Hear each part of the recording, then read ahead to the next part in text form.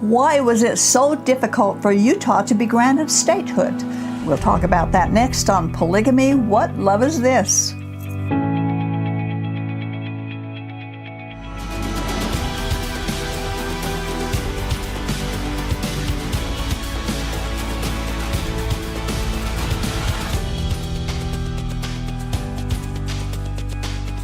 First Corinthians chapter 3, verse 11 says, "For no one can lay a foundation other than that which is laid, which is Jesus Christ." Now, we are going to talk about that foundation as we have in the past. We got some more information about it this time. And Dorothy Catlin is here as our co-host. Thank you very much, as always. I always enjoy being here, Doris. Sharing and participating and adding your own 2 cents worth. It's always very good. We're going to talk about the foundation of the gospel as opposed to the foundation of Mormonism. The foundation of the gospel, obviously, was laid thousands of years ago, and that foundation is nothing more and nothing less than Jesus Christ himself. But then Joseph Smith came along and laid a different foundation, claiming the first one had been lost because of apostasy. But when did Jesus apostatize? Because he personally is the foundation.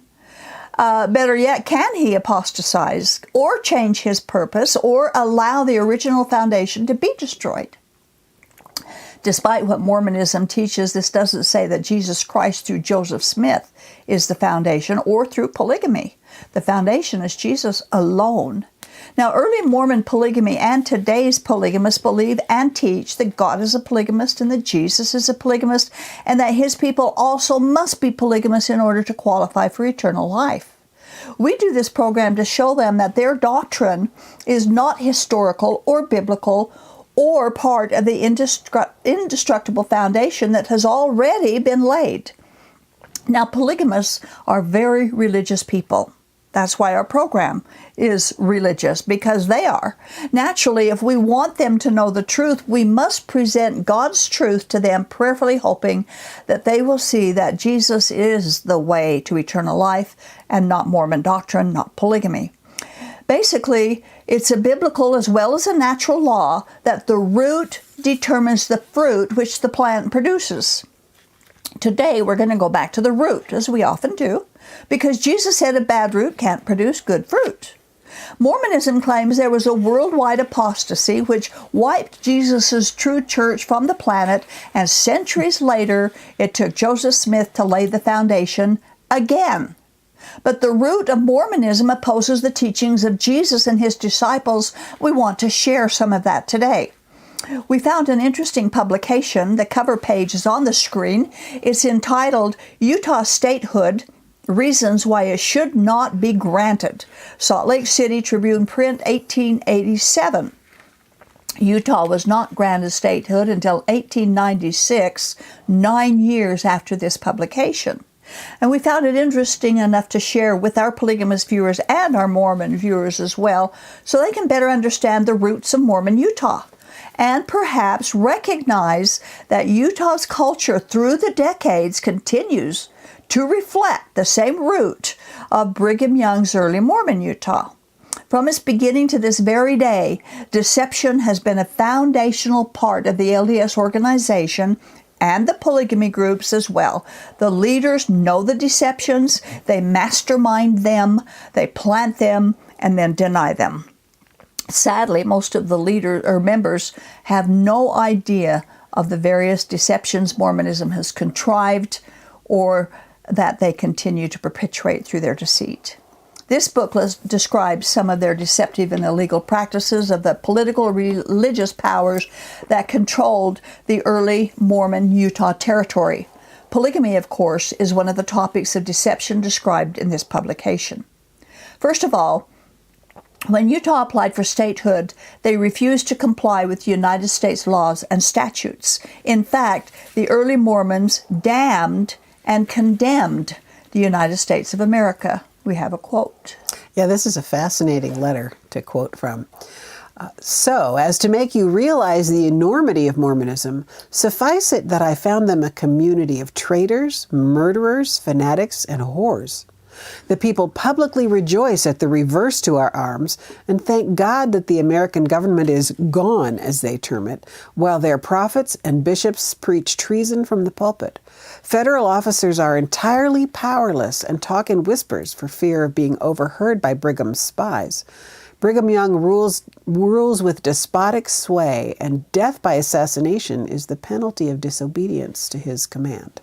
Ooh, that's pretty severe rough language. It is. It very much is.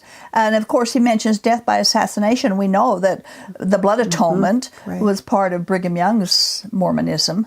Many of the early Mormon leaders lashed out against the country because it refused to legalize polygamy. They blamed the country and its citizens for not avenging the death of Joseph Smith, and an oath of vengeance was incorporated into the Mormon temple ritual and was there for decades. They ignored that God said the vengeance belongs to him. Mormon president, whom they called a prophet, John Taylor, said this about the United States. The people of the rest of the country are our enemies. When the government conflicts with heaven, we will be ranged under the banner of heaven and against the government. I defy the United States. I will obey God. Okay. And this was prophet and president of the LDS Church, John Taylor. And so they damned the government of the United States. This was the attitude of Mormon leadership while they were seeking to be admitted to the United States of America. Of course, Mormonism no longer makes these threats against the country, but the polygamists continue to clench their collective fists against the laws of the land by practicing polygamy, performing underage plural marriages, trafficking females across state and national borders for the purpose of plural marriage sex. They continue to bleed the beast, conduct welfare and food stamp fraud, force minors to work with no pay or low pay, and make monetary payoffs for political favors, and who knows what else. So you can see that the years haven't changed their attitude about being law-abiding citizens for the very country, of the very country that they enjoy so many benefits. We read this from the publication of Why Utah Should Not Be Admitted to the United States. The non-Mormons of Utah do not believe that the application for statehood is made in good faith or with any purpose of abandoning polygamy or of even punishing it. But it is their unanimous opinion that the admission of Utah as a state under control of the Mormon political party would result first in loss of their personal rights and property, and second in an inevitable conflict with the federal government. The Mormons are a law to themselves and respect no law which does not suit them or which may conflict with their pretended revelations. They have never kept faith with any government or party. Oh, that's a pretty strong statement. Yes, most of these are pretty strong statements. They really are. About how the early Utah was governed. Now, there were non-Mormons living in Utah's polygamous communities, and they suffered under the oppression of Mormon laws and prejudice against anyone who wasn't of the Mormon faith.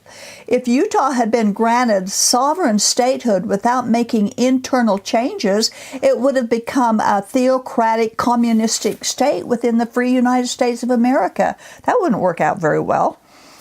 Now, early Mormons especially ruled their members and the entire territory with an iron rod. Like we read, he was that's how Brigham Young ruled.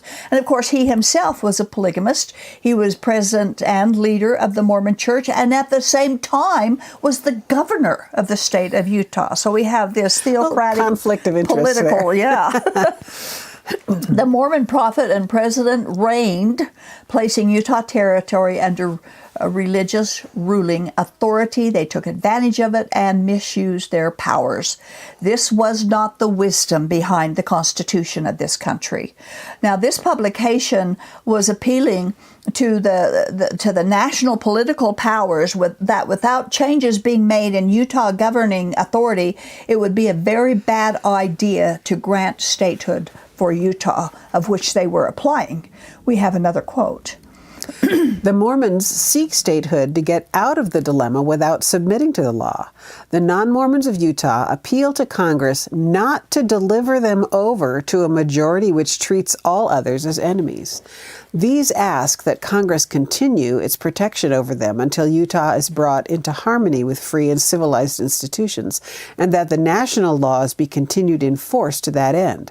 That, if the obstinate and continued evils shall render it necessary, such laws may be so amended and extended to reach and entirely suppress the evils.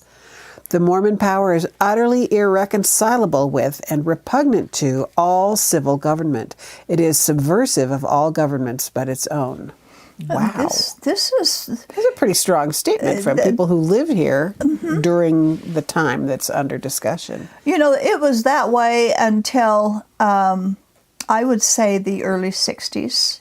Utah still was very subversive to non-Mormons, and even past that, even to some degree now, they control they control much of the legislature. So I've lived here 20 years, and I have observed that, but I don't have any personal experience with anything before 2000. Yeah, it's been that way for a long, long time. It finally lifted up some of it. I think Hinckley came in and said, we're living a pluralistic society, let's treat all others nice. And so there was a little bit of change started being made when he started doing that. But even in those early days, it was worse than it ever was in these days. The non-Mormon people saw the Mormon stronghold as utterly irreconcilable and repugnant to the civil government. They charged it with being subversive in its organization and characterized by schemers who commanded a large, ignorant mass of people who obeyed without question, saying that these are not the elements of which a free state can be created. Utah had to make some real changes before statehood would be granted. Politically, the Mormons had formed what they called the People's Party. Interesting name. They put together a constitution, the Mormon people did, put together a constitution and, of course, unanimously ratified it, but the non-Mormons did not vote on the ratification. During those days, and even now to some extent, the Mormons referred to themselves as Israel and referred to everyone else as Gentiles. That alone is questionable.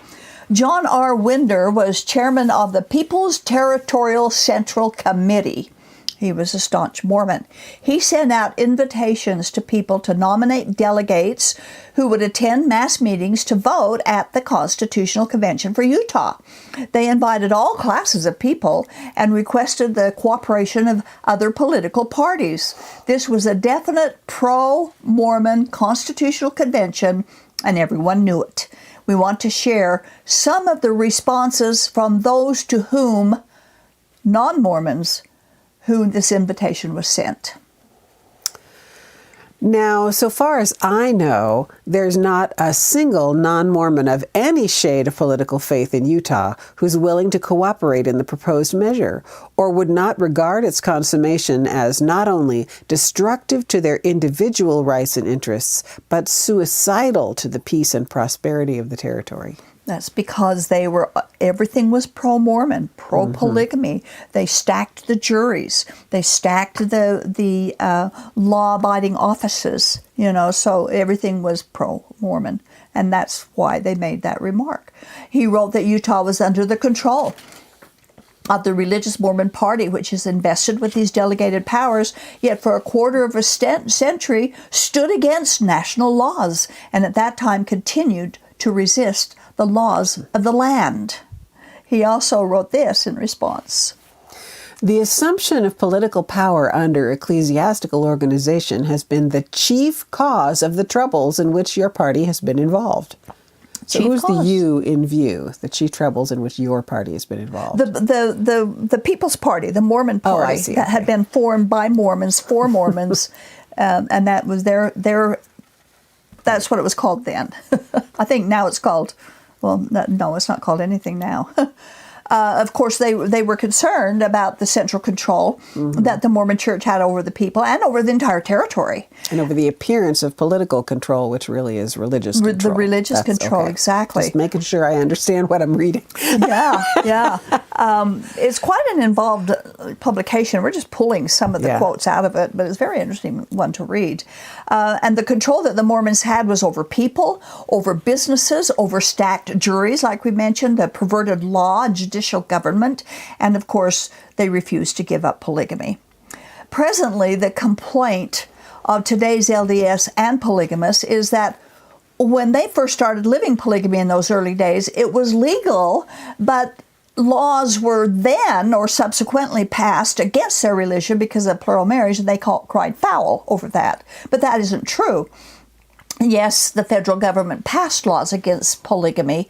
Even the United States Supreme Court affirmed that laws against polygamy was not unconstitutional, but every location the Mormons lived, the local and state laws had already prohibited polygamy.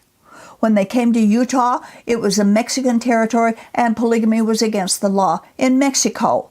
They colonized in Canada, and polygamy was against the law there too.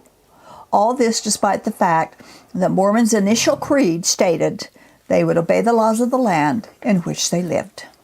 We quote. Article of Faith number 12. We believe in being subject to kings, presidents, rulers, and magistrates, in obeying, honoring, and sustaining the law. Okay, and that those articles of faith was made up long. It's either this or that. It's either true or it isn't. That's right. Exactly right. Now, I think it's interesting to point out at this point that Old English law held the death penalty for polygamists.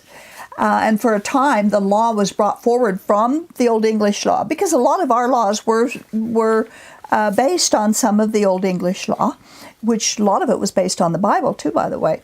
But it was brought forward into the state of Virginia, and their state law was execution for polygamists. Of course, no one was, that I know of, executed in Virginia for polygamy. Later, it was amended only to imprisonment rather than death for the crime of polygamy. Now, we quote from the Virginia Law Register, page 907. The first Virginia statute is practically the same as the first English statute, carrying with it the death penalty. But by Code of 1819, the penalty is reduced to imprisonment in the public jail or penitentiary, not less than 1 nor more than 3 years. Now, this is talking about polygamy. Right. So not less than a year, no more than 3. Well, that's still a pretty big chunk out of your life. Yeah, it is. It definitely is. But if they had been living polygamy at the time of the death penalty, the Mormons would have been executed for living polygamy. So, the laws were already in place against polygamy. They can't say that the United States made the laws after they discovered the Mormons were living polygamy. If the Mormons had practiced polygamy in Virginia, like we said, they would have been arrested and executed. And as we read Mormon history, they say they believe in being subject to the laws, but their behavior told a different story. The Bible also teaches that we are to submit to the laws of the land in which we live. We quote from the Bible. Okay, so this is Titus 3:1. Remind them to be submissive to rulers and authority. And 1 Peter 2:13-15. Be subject for the Lord's sake to every human institution, whether it be the emperor as supreme or to governors as sent by him to punish those who do evil and to praise those who do good. For this is the will of God. Okay. Now, maybe our listeners don't realize that was written during the 1st century when Nero actually probably at this point in history was on the throne in Rome. Really persecuting the Christian, those who about to be Christian. Anyway by the time these were written. Yeah. Yeah, and still they were supposed to obey the laws of the land. Subject themselves. So contrary to early Mormonism, it is the will of God for us to live peacefully with the governing authorities and to be good, law-abiding citizens. We are to submit to the governing laws and authorities. Their argument is, well, yes, we are to comply unless it goes against the law of God. And they use one passage in the book of Acts as their foundation for that. But the only instance in the New Testament where the disciples refused to obey religious authority was when they were told not to speak about Jesus. Other than that, there's no place where it was okay for them to be lawbreakers. Certainly, you'll never find in the scriptures that polygamy is an exception. It was because of their stubborn, law-breaking theological dogma that Congress and the people were against Utah statehood. Of course, the polygamists maintain that God was giving progressive revelations to the Mormon people, a belief that is not only unbiblical, but most non-Mormons didn't believe it either. In a progressive creed like that of your party, which claims cumulative new revelations from time to time, there may be room and occasion for abrogating constitutional provisions. Constitutional guarantees have no force with a majority who consider them null as opposed to a higher law or divine revelation. And that was their attitude. God said we do this, we'll do it. So we can just ignore what the laws. Constitution says. Right, exactly. And that's why they didn't want to grant Utah statehood. Good, and it's good valid reason. I would think that's a worthwhile argument. And that's, like we say, exactly how the Mormons then and the present-day polygamists' attitude. Polygamy is a higher law. They are to obey that law and other supposed revelations, and in doing so are free from obeying the laws of the land. Their excuses for not being good citizens is God. Now, he takes the blame for a lot of disobedience, including polygamy. But how can polygamy be a higher law?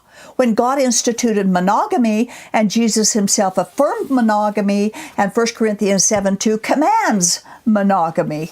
Also, we read in the Bible that there are only two higher laws: love God and love each other. Jesus never said polygamy was a law higher than loving God. And it's interesting, this passage we're going to read actually is Jesus' response to the question, which is the highest law? Exactly. Which is the greatest? What's the most important? That's right. So this answer is found in Matthew 22:37-39. And he said to him, "You shall love the Lord your God with all your heart and with all your soul and with all your mind. This is the great and first commandment. And a second is like it. You shall love your neighbor as yourself."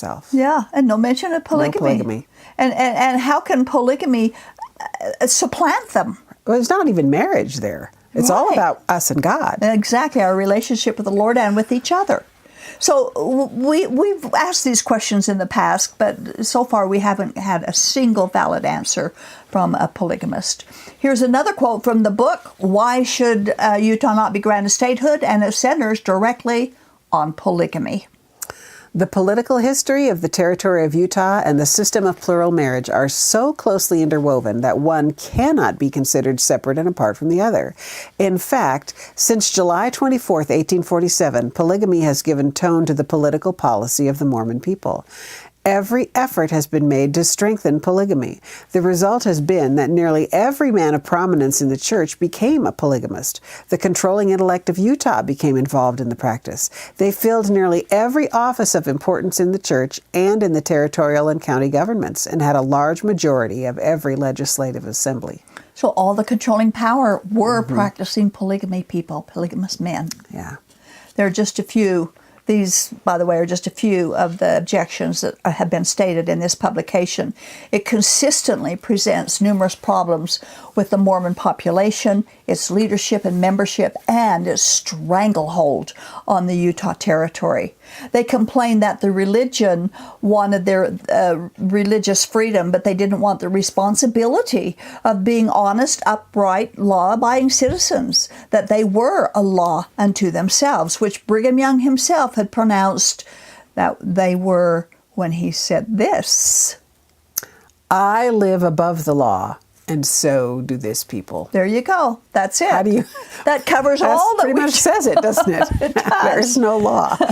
And this was the pioneer Mormon attitude. Brigham Young's autocratic leadership resulted in many of the problems that are outlined in this book. And we have another quote from Brigham Young affirms this attitude. We shall pull the wool over the eyes of the American people and make them swallow Mormonism, polygamy, and all. Okay, that's another. That's terrifying. It is. It was terrifying under his rule. I've read some personal accounts and some biographies of under Brigham Young's rule, and it was pretty terrifying if you got under his bad side. Excuse me. The early Mormons resisted every effort, the courts of law, the Supreme Court, imprisonment, soldiers, federally appointed agents, and numerous appeals from the United States government to stop polygamy. They were warned that they would not be allowed in the United States of America unless they gave it up and renounced it. And history shows they claimed to give it up in 1890, but it was just a smokescreen, and they continued with their polygamy. Here's another quote to illustrate their stubborn attitude and deceitful behavior. Excuse me, Doris. Are you okay? Something is tickling me. Uh-oh. I think I can read this. Okay. Therefore, we, in announcing our position, do so under the supposition that all objection to the admission of Utah as a state because of the attitude of those hitherto wielding her political power on the subject of polygamy, long sentence, every objection will be met by a real or seeming abandonment of this custom for the future. The objections have not been met.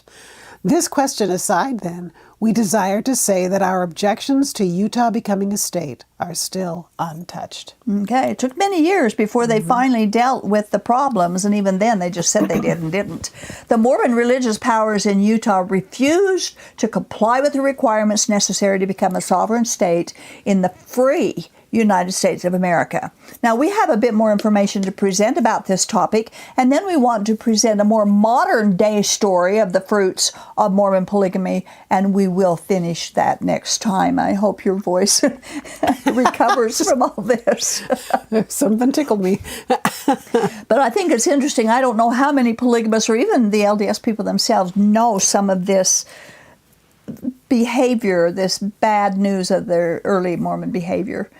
Well, and I had inklings of it from moving here and doing my own historical research, but this particular document is gloves off. Yeah, it is. Pretty straightforward. It is, absolutely. So we have part 2 that we're going to talk more about this, Dorothy, and thank you very much.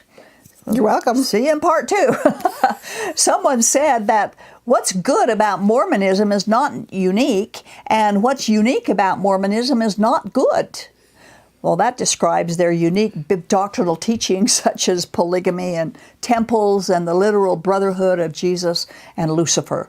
When God gave his word to humans, he warned them against believing and worshiping other gods because he alone is God. Mormonism ignores that warning. The word Mormon has been defined to mean more good, but it's in the Bible that we learn about true goodness and righteousness. Jesus said no one is good but God alone. So anyone who wants to learn about more good, go to God, go to his word. Don't go to Mormonism because their unique doctrines are not good. Jesus is the only Savior, and he saves by grace because he is rich in mercy, and our God never commanded polygamy. Thank you for watching.